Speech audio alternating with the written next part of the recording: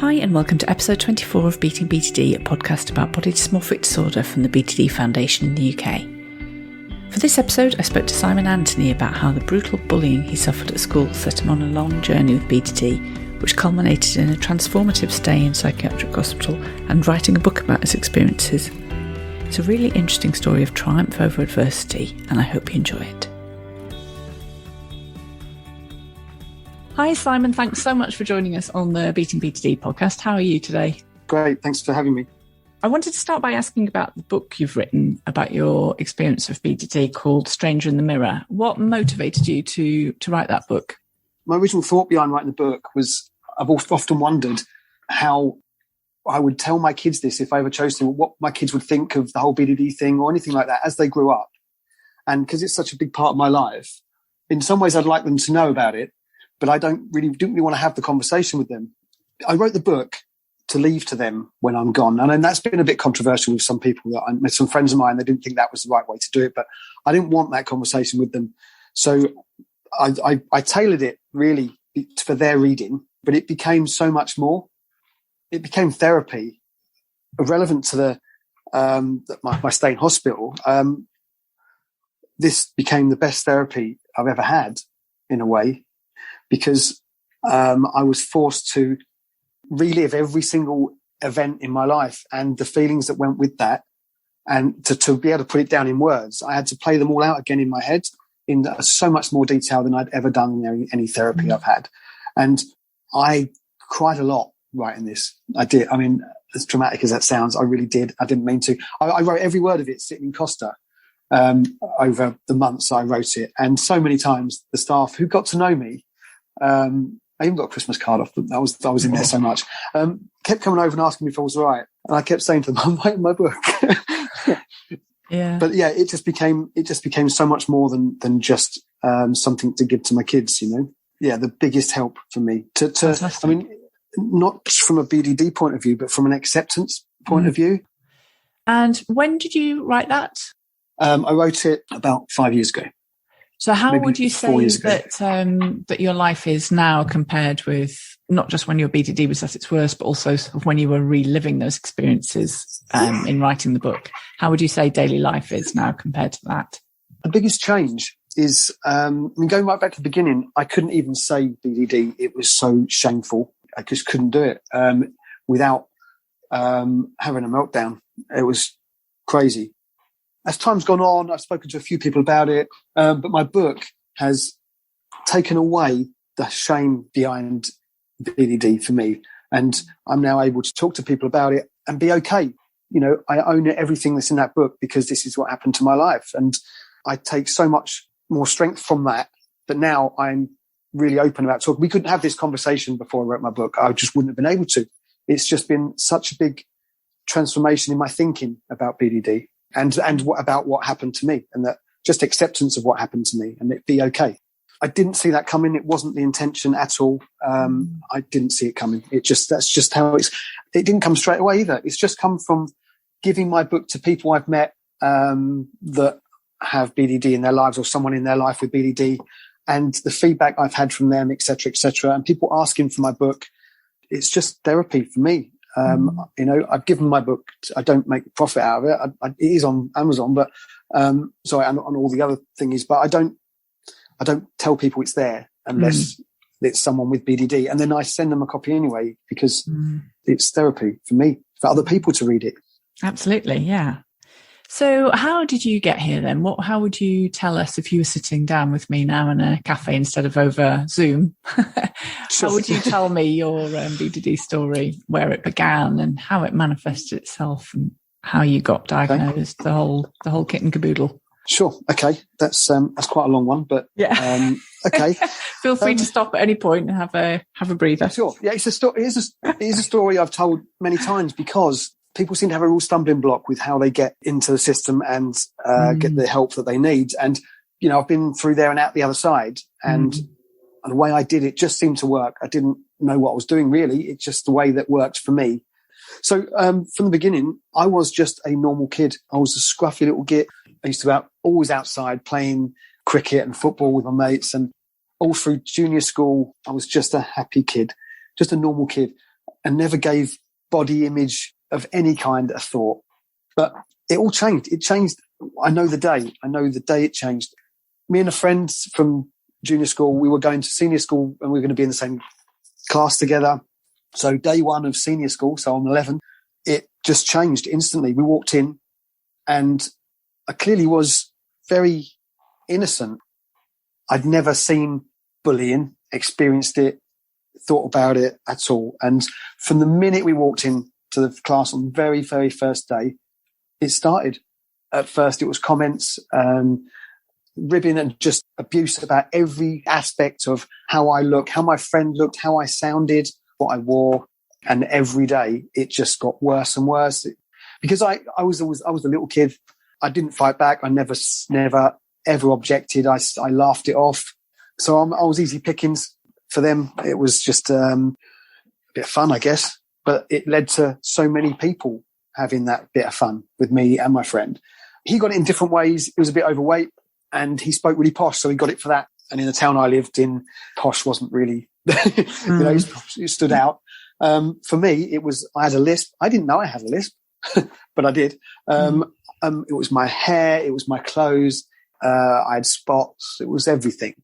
And they used to make up songs about me and my friend, really quite brutal songs. And then the physical started.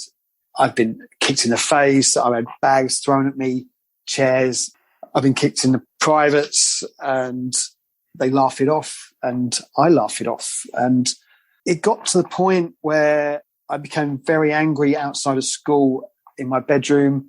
The door and the wall would get the brunt of my anger. I would try every day to fit in. I couldn't do it. I didn't know what to do to make it stop. And it got to the point where it didn't matter. At the time, everyone was wearing certain clothes as they do every day. You know, there's fashion. I remember it was Sergio Tacchini jumpers. That was the thing when I was at school. And I didn't have one. My family didn't have loads of money, but I didn't have one. I didn't care. I didn't want one. I know it's just clothes weren't my thing. And I lived in the moment until all this started. And it got to the point where I asked my mum if I could have a Tacchini jumper, which she did get me, bless her. But unknown to me, it wasn't the latest one. It was a bit dated. I didn't know that. I walked to school and I got so much abuse. I got abuse for trying to fit in. I got abuse because it was out of date. And that's the day I realized it didn't matter anymore. It had gone on so long. It had become such a thing that it didn't matter what I did. I'm just going to get it. And I did. How did those feelings then turn into BDD feelings and behaviours, do you think? Yeah, it became a lot about my physical, especially my hair. There was always abuse about my hair and my spots. So I had a lot of acne. I remember one day I was in the bathroom and I just had enough. I looked in the mirror and I took like a really rough towel to my face and I scrubbed so hard my face literally bled everywhere. I literally took a layer of skin off because I just had enough. And so one time my mum kept me off school for a little while. But after that, as well as that, it became looking in the mirror and working what's wrong, trying to find out what's wrong and knowing that it's my clothes, my hair, I try and change this, I try and change that. And at first that became more about my hair and I tried styles and stuff and that just got out of hand over time because whatever I did, I got more abuse for it. And then that became how I spent so long looking in the mirror that I actually start scrutinizing and seeing flaws that aren't there, I guess. And it was all about my body shape in general, really. And it just became every single part of my body. And I would try to cover everything, hiding everything, but I couldn't do it. And the frustration, because I couldn't do it, that I would take it out on inanimate objects, my door, wall. But my parents never got it. I was just the angry kid, the out of control angry kid. At the time, BDD wasn't known. I didn't know what was going on, really. I just thought, I was a bit different. But I just thought I was that ugly, horrible little kid. But I think now, if this was happening, parents would clock what's going on and they'd take a bit more interest. But my parents, being of that generation, try not to be unkind to them. These sort of things was just not a thing back then. No, they weren't, were they? This was the 1980s, is that right? Yeah, in the 80s. We're the same age. Yeah, there was very little awareness of any of this stuff, I think. Yeah, like none. Mm-hmm. I mean, I went to, I think I was about 13, 14, and I went to the doctors, and I started saying to them about how I was feeling about the way I looked, and it's become the only thing in my life. Literally, that's it. That's all I thought about. And I remember that, her words. She basically said, "Oh yeah, we refer to that as itchy bum syndrome. Basically, it's in my head. Go off and have some fun." Absolutely ruined me because now I had nowhere to go with that. So that was the point where I literally just became so engulfed in it.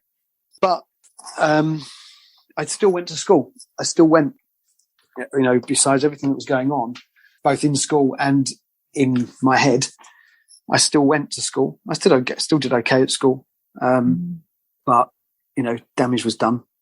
What happened after you left? I mean, was there a part of you that thought things might get better because I won't be getting bullied anymore? Or do you think by that point, like you say, the damage had been done? So yeah, it became not about the bullying. It became about me. It became about what can I do? In some ways, I thought it would be easier when I've left. But it just so wasn't. And, I went to college. That was different in a way, but I didn't feel different. It was easy because there was no bullying. And not wanting to play that down, I accept now how bad it was. I always kind of tried to make light of how bad that bullying was back then, but I accept now that it just wasn't as minor as I tried to make it out to be. It was just vicious. It was brutal, physically and emotionally. But outside of school, and then college and then work, always the main fixation was with my hair. And I used to get ribbing at work now because I'm now using lots of different hair products. And I noticed that it became other things, like one slight spot and it felt like I had a volcano on my face. One little tiny thing. And it was things like one little speck of dirt on my shirt became a massive stain. Everything was so out of proportion. Just general body shape was an issue. I felt embarrassed just walking. No clothes would work for me. Every day was just an absolute struggle to get out of the house and to stay out of the mirror. And I'd be running off to the toilets at work into the mirror constantly. And this went on for a few years. And then, sorry to interrupt you, Simon. Did you have relationships during that period or strong friendships? And if so, did you tell anyone about how you were feeling? Did you talk to people? Yeah, I had, my friend from junior school all through senior school and work, and now still, my best friend since I was tiny.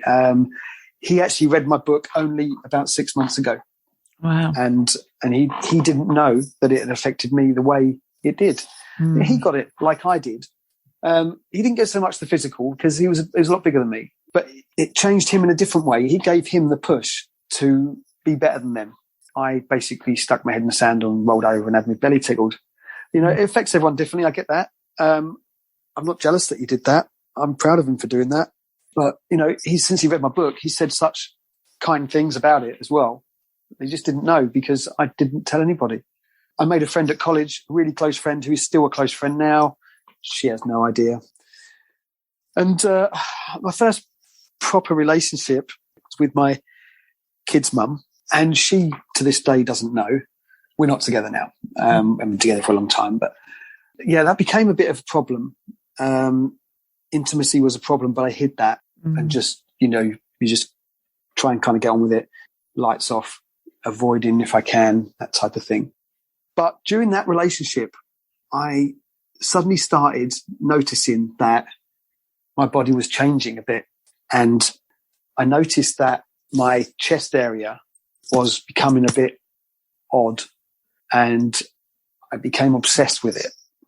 And it became probably the most destructive thing up until that point, because now I'm buying all sorts of clothes, garments, anything to cover up the fact that I felt that it didn't look right, and it became so obsessive. She wouldn't know that to this day. And, I hid that, but I would go out in summer in jumpers, layers and layers and layers, to try to hide the way my chest looked. And because the job I was doing okay financially for someone my age. So I looked into this on the internet and found out that it's called gynecomastia. Okay. So I looked into where the best place to go was. And then I left it like that for a while. That relationship ended, another one started, and this was, over the space of a few years. And I still kept my eye on that. And I was still constantly obsessing with this, constantly. It was the only thing. And it took the shine off the issues of my hair, but not totally. This was the main thing. And then in the end, I spoke to my girlfriend at the time, and I said, I made up some ridiculous story about what was going on, what I want to have done. And she bought all of that. And I contacted the Priory in Birmingham, where they had a specialist that dealt with this exact operation that needed to be done. So it's similar to a woman having a breast reduction. I made an appointment. I went there, spoke to this guy. He explained what's going on, what goes on in the operation. He had a look at me, and he said, yeah, you probably do need this. So I paid privately, and I had this done.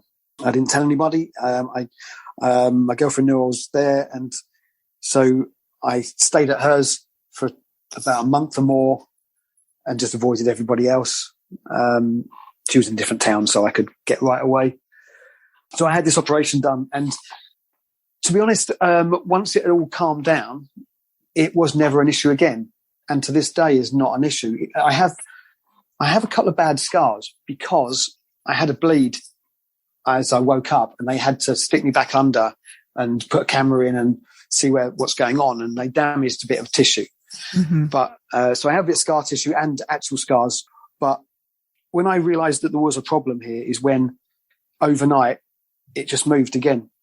It now went back to being my hair, my clothes, and the whole issue with how my chest looked. I mean, it was an instant success, really. I stopped obsessing about it, and for as much as I had been, it was the biggest relief. I felt normal. I could wear a T-shirt. But then the hair thing took over again, the whole clothing thing, the whole body shape. And then it just became, everything I did became awkward and uncomfortable. And and as time had gone on, over the next couple of years, I'm on the internet a lot and just Googling about, because it's the only thing in my world, really. It's such a big thing. And it got to the point a couple of years later where I'm on enough chat groups online that I remember the day I was sitting there, my other half was sitting there watching EastEnders, and I'm sitting there on my laptop, and I suddenly thought to myself, I think now could be a time that the world knows enough for me to try to do something to help myself. And I knew that the Maudsley was the place where people go. I knew what they did, how they did it, because I'd done enough research. So what I did was I found a definition online of what BDD is, the best one I could find. And I knew that to do this, I felt so instantly 100% positive I'm now going to help myself. For the first time, I got to that point. And I was absolutely positive. I was so determined, I'm going to do this now. So I needed to get my partner on board with this. So I found the best definition of BDD that I could find. I printed it off. I went back in the room and I said, look, I turned the telly off and I said, look, I need to talk to you. I said, I'm going to give you something. I want you to read it. I'm going to go down the pub and I want you to come and meet me. And when you get there, just give me a cuddle, have a drink, and don't talk about it. She's like, what are you doing? what are you doing? Because, that's just not me. Up until now, she just thought I was a bit quirky, very private, in the bedroom, in the bathroom, getting dressed, never see me naked, never see me topless. never wear a pair of shorts, never went out. I've never been out in summer in a pair of shorts till I was about 40. And other than being a little kid. So she just thought I was a bit quirky and very private. So she was like, okay, yeah, okay, I'll do that. So I gave it to her and said, give me 2 minutes and then start reading. So I did. And I left and I went to the pub around the corner and I stood there and it's the quickest I've ever drunk 2 pints in my life, I think. She joined me about 20 minutes later and she did exactly what I asked her to do. And said, we are going to need to talk about this at some point. I said, yeah. And then I gave another piece of paper, which was the details of the program they did at the Maudsley. And she said, you need to do that. And then I explained, and when we started talking about it in the pub, and I explained that, a little bit more about it, but not specifics. I didn't mention the parts of my body that were an issue for me that I was obsessing about. I just BDD in general. And she didn't question it at all. She was just on my side. And that's quite amazing for anyone to do that without needing to understand, just knowing that it's important to me. So I did. I contacted the Maudsley and they said to me, it all has to come through a GP referral. So instantly I'm thinking, oh man, I don't know how to do that. I can't go and talk to my doctor about it. I just couldn't talk about it. I just couldn't. The thought of talking about it.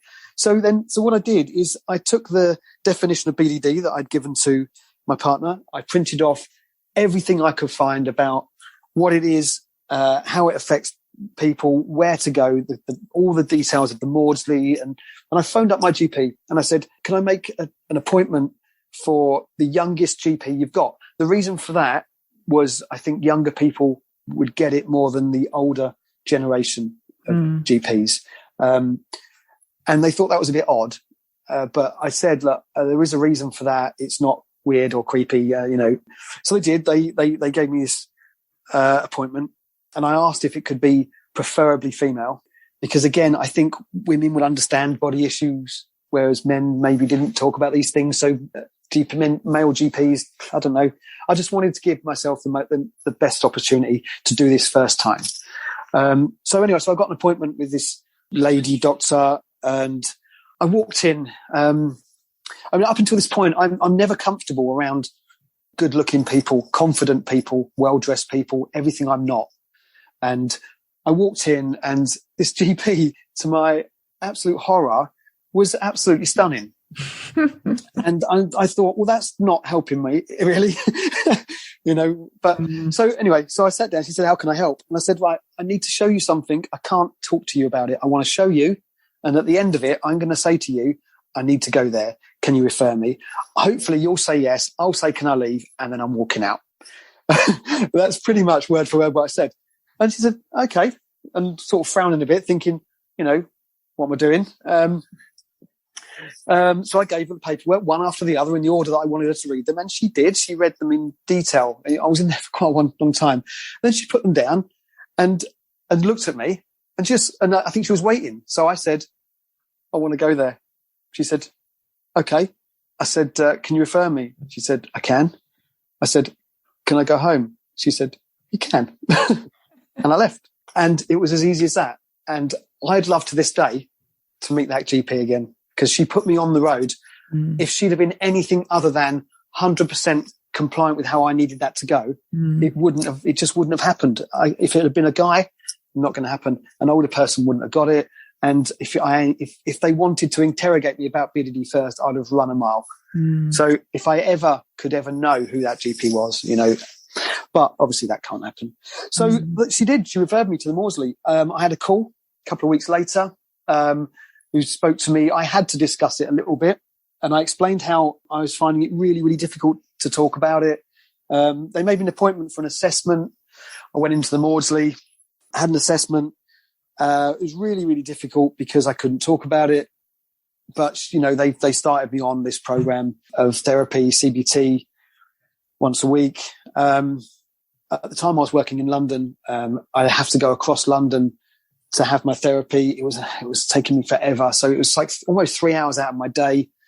So I was getting there quite stressed anyway. My boss was brilliant, and to this day is brilliant. Again, didn't know what I was going for, didn't question it, but was okay with it because, mental health and things are a bit taboo.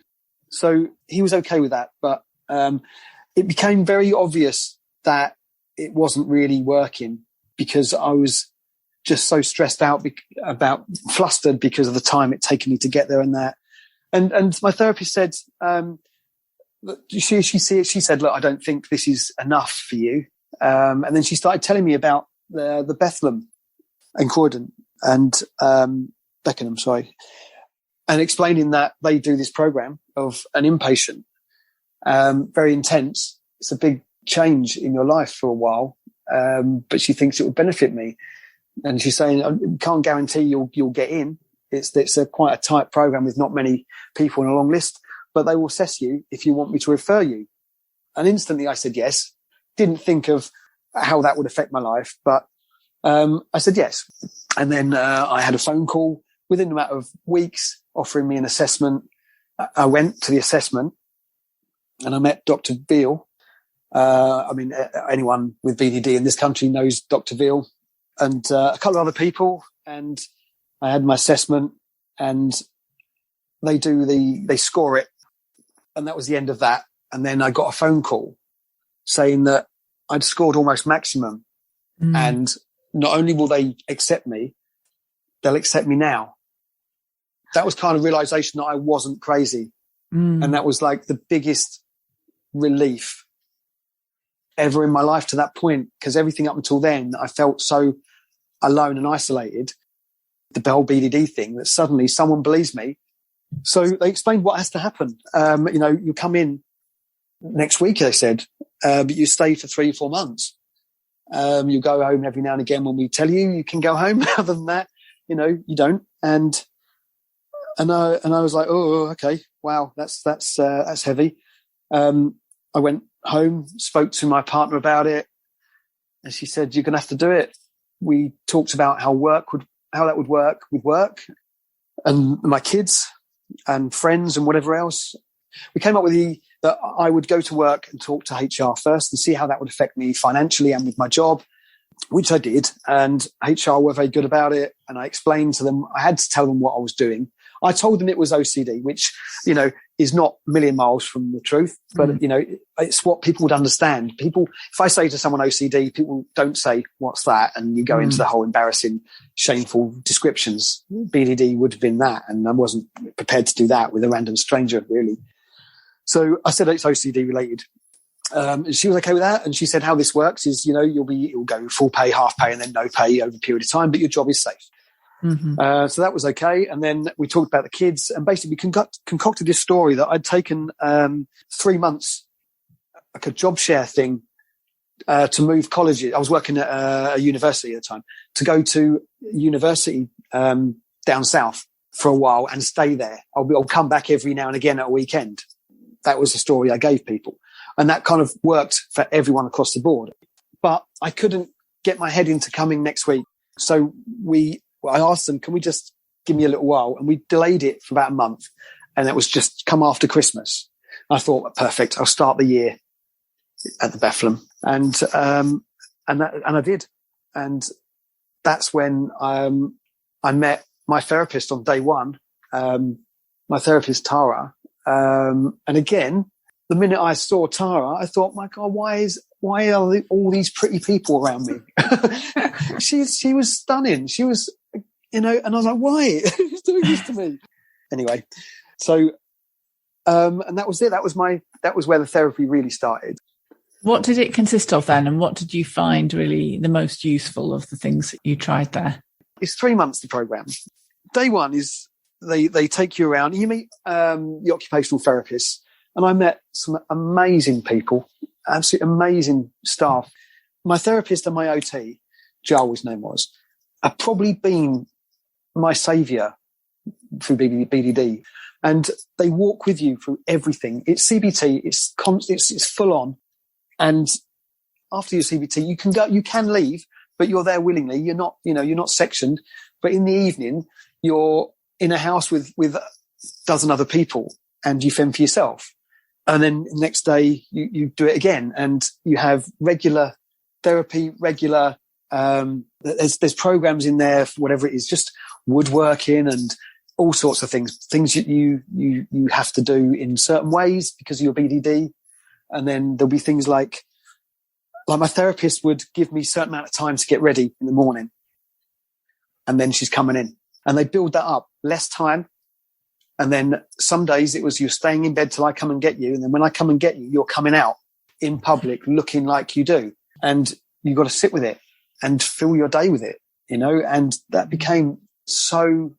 was just so hard to do. But it took me a little while to give myself over to that and trust that this is okay. And I dug my heels in for a while, which is why they offered me an extra month at the end, because as time went on, I was making progress, but I started a bit late because it took me a little while to get going. But they offered me that, and I stayed for 4 months. And during that time, my life changed so much. Just, I can't even tell you, in my head, and things I never thought I'd do. When I first started in there, they said, they wanted to know everything about me, what I wanted to do, what I couldn't do, what I could do and couldn't do, all my fears, what I would like to be able to do, and all these things. And they set some goals, one of which was I play the drums, but I've never played in front of people, never played with other people. I couldn't do it. Everything I did was just embarrassing, shameful, awkward. I'm so self-conscious, anxiety through the roof. And that's besides the BDD, and because of the BDD, if you see what I mean. I couldn't do it because of the way I was anxiety-wise, or because of the way I looked. And I said, that's a goal. And I don't go in a swimming pool. Good God, no. Unless I can go in fully dressed, I'm not going anywhere near a swimming pool. And these are all things that over time I was made to do. Like, at one point, I was told, I'm going to the swimming pool, deal with it. Simple as that. And if you don't, you're not giving yourself over to this program, so you have to do it, really. So I did. And I was told I can take any one of the assistant OTs with me. And I picked this girl that I got on really well with. And we went, and I can't swim, by the way, but that wasn't the whole point of the task. I literally had to be so far out of my comfort zone. So I've got dressed in swimming trunks. I've walked out, and it's the most uncomfortable thing I've probably ever done at this point in my life. Feeling butt naked in public. Everyone's looking at me. Of course they're not, but you feel like they are. And I had to stand on the side of the pool. Weren't even allowed to get in. Just stand there in my trunks. But she did it with me too. And she wasn't comfortable, but she did it with me because she's doing it for me. So she's doing it with me. And they tell you every step of the way that we wouldn't ask you to do anything we won't do with you. And that is so true. They hold your hand for everything, and they don't let go until it's okay to let go. And it's the most magical place. And it changed me as a person. I came out of hospital, and obviously I wasn't cured. I just had so many coping mechanisms, so many skills, so many different ways of telling myself to think. And I came out of there. I joined a band. I played live gigs. I've done so many more things than I thought I would do. I joined the gym, which is an uncomfortable place for me because all these guys with amazing bodies and confidence, and I'll go swimming. Still can't swim, but I'll do all these things that I could never do. And that just, the more you do it, the more it became okay in your head, I go out in a t-shirt. That's a massive thing for me to do that. And I could do that after the hospital. It feels like my life started after the hospital. Is there any one thing that you bear in mind or have in your head when you can feel the thoughts and the desire to behave in a certain way coming back? I still get days now. I still get days. I mean, when I get a moment, sometimes they're quite bad. Sometimes maybe not. But I tell myself how far I've come and what I went through. I don't want to go back there. I won't allow myself to go back there. The thoughts are not actual. It's not reality. It's my perception, but it's not right. It's not correct, and to just tell myself that. So I have to say to myself, just get out. And sometimes when it's bad, it's not often it's bad. I will go, I could be leaving the house to go somewhere, but I'd go an hour early because I feel it coming. Yeah. So I go, or I'm not going. And is that just to stop you spiraling, that you're giving yourself another focus by going outside and 100%. Just go now before it gets to the point where I can't. But to this day now, I think for the last maybe 5 years, I don't remember a day that I've not done anything because of BDD. I've struggled to do it, but I've done it. And that makes it just easier next time, you know. That's a huge achievement. Yeah. Well done. It feels like it is, yeah. And I accept that it is now, you know. I used to belittle everything like that, but it's only now really it probably is my biggest achievement. Speaking of big achievements, I think you're the only person that we've had on the podcast who's got children, which is interesting. So how did having BDD sort of affect or not affect that choice? Because I have spoken to someone else who's not been on the podcast who didn't have them, and partly that was because of her BDD. And so I just wanted to talk to you get your take on that, and whether that was ever a factor, and not that it should be, but whether it ever did cross your mind. Yeah. Well, they weren't planned. They weren't avoided. I mean, we were a steady couple. We had been for a while and for years afterwards. And we're not together now, but when the first one came along, it just was. It's happening. So no, basically to answer your question, no, never thought of how that would affect me until they got a little bit older, when it gave me more of a push to hide it. Because obviously the therapy happened after kids. It gave me a bit more of another reason to feel ashamed, another reason to hide certain behaviours, you know. And even now, I wouldn't want to talk about it to my kids, which is why I wrote my book, and I hope that they would understand that when they read it. Yeah, I'm sure. Because I think everyone judges, don't they? And I don't want that conversation. I don't need saving anymore. You know, if that's what I mean. I don't need anything from anyone, because I've had that from the hospital. That's actually brings me on to the next thing I wanted to ask you, actually, was about how you think the experiences you've had have changed you as a person. So not just actually having the BDD in the first place, but then going through that intensive therapy. And has that whole thing kind of changed your perspective, would you say, and the kind of person that you are? Massively. I have so much more time for people's issues, and nothing shocks me. I'm always interested in people and their problems. And I feel like I have a radar now for BDD behaviours that I used to do. And I sometimes have seen them in other people. You know, to me, it's obvious now, as I'm sure it is to anyone that's had BDD. They see that what people are doing is not really okay. It's not right. You know, it's not normal. And so you know, I just seem to be on the lookout in a way for that, or I spot it. I don't say anything, but you know, I think it just gives me a more of a sense of people, really, and that even the most confident looking people may not be that. Yeah, in my experience, the ones that seem the most confident on the outside are the ones who are most likely to be struggling inside. That's the irony of it. Yeah. My go-to thought, if I'm out somewhere and there's a group of people and one of them is the class clown, my first go-to thought now is that guy's got problems, you know, because that was me. People thought I was the life of the party. Looking back also on those really worst times that you had with your BDD, what would you say you wish you'd known then that you know now? I think that if I could redo it now, I would have the strength to walk away from a mirror, because that was where I got lost and I got angry and I got frustrated and I got stuck. I got so stuck in the mirrors. I could not get out. And it's hard to explain to anyone that doesn't have BDD, and anyone that does would understand that. I know there seems to be two types with BDD. One's that avoid mirrors, which is equally not as healthy, and one's that get stuck in mirrors. And I got stuck in mirrors. And the longer I stayed in the mirror, the worse it got. So if I could have the strength to walk away when it started going wrong, rather than stay for hours, it maybe not have got that bad. Yeah. I guess that's the difference between sort of thinking about something for a few minutes a day and thinking about it all day. It's like the mirror constantly can be what helps you move from one to the other, isn't it? Sure. And everything is a mirror. Even my computer screen at work was a mirror. You know, you see your reflection. and I was always looking at it and trying to put it right. But because the hair thing has always been an issue, even really not to nowhere near to the extent as it was always become I've always been very conscious of how my hair is because of the bullying and the obsessions from younger.